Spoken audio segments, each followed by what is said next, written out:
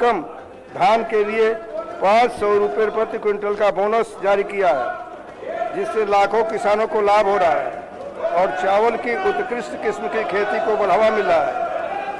साथ ही सरकार ने 2 लाख रुपए का ऋण माफी योजना को सफलतापूर्वक लागू किया है, जिससे 20,616 करोड़ रुपए के व्यय के साथ 25 लाख से अधिक किसानों का कर्ज का बोझ कम हुआ है।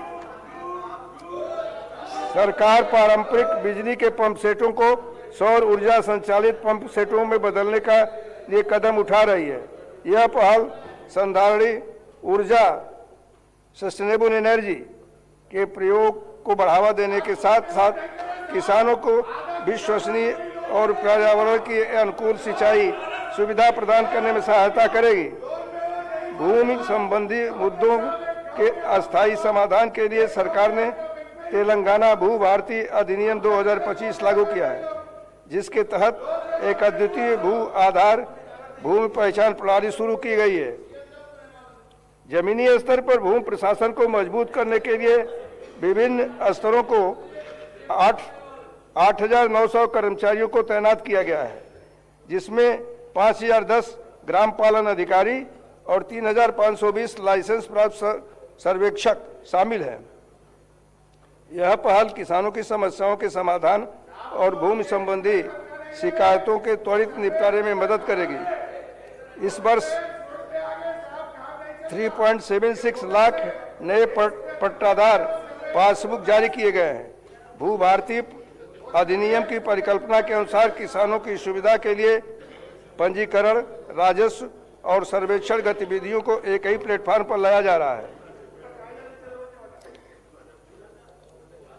मेरी सरकार सिंचाई क्षेत्र को सर्वोच्च प्राथमिकता देती है और कृष्णा तथा गोदावरी नदियों के पानी के बंटवारे में राज्य के हितों की रक्षा के लिए सभी मंचों पर दृढ़ता से हर संभव उपाय कर रही है।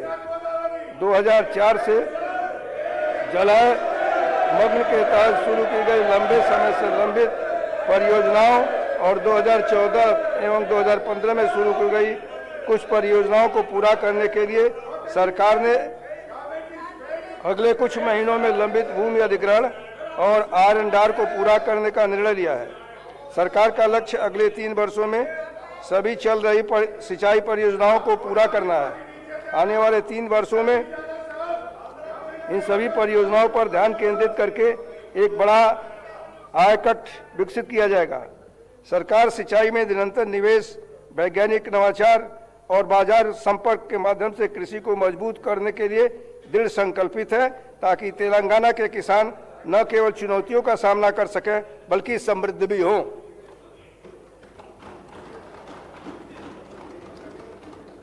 सरकार तेलंगाना के हर परिवार के कल्याण और गरिमा को मजबूत करने के लिए प्रतिबद्ध है। बीते वर्षों में राज्य के कई पात्र परिवार नए राशन कार्ड की प्रतीक्षा कर रहे थे।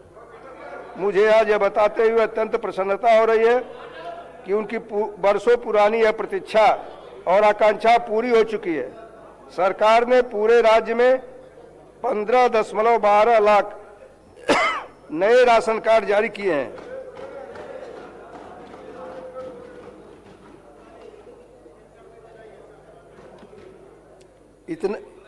इतना ही नहीं, जो राशन कार्ड पहले से मौजूद थे उनमें भी 19.44 लाख नए सदस्यों को नाम जोड़े गए हैं।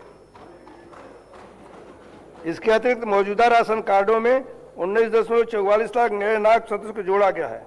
वर्तमान में 1.05 करोड़ राशन कार्ड मौजूद हैं, जो 3.38 करोड़ यूनिट को कवर करते हैं, जिससे यह सुनिश्चित होता है कि बड़ी संख्या में परिवारों को सार्वजनिक वितरण प्रणाली का लाभ मिले। सरकार सार्वजनिक वितरण प्रणाली के तहत सभी उचित मूल्य की दुकानों के माध्यम से महीन चावल वितरण योजना भी लागू कर रही है। इस पहल के तहत प्रत्येक लाभार्थी को 6 किलो महीन चावल मिल रहा है, जिससे पूरे राज्य में लगभग 3.38 करोड़ लोग लाभान्वित हो रहे हैं। यह कदम खाद्य सुरक्षा सुनिश्चित करने और लोगों को प्रदान किए जाने वाले खाद्यान्न की गुणवत्ता में सुधार के लिए हमारी प्रतिबद्धता को दर्शाता है। गरीबों के लिए आवास की सर्वोच्च प्राथमिकताओं में से एक है इंदिरम्मा इंदलू योजना के तहत सरकार ने 4.5 लाख घर बनाने का महत्वाकांक्षी लक्ष्य रखा है, जिसके तहत प्रत्येक विधानसभा क्षेत्र के लिए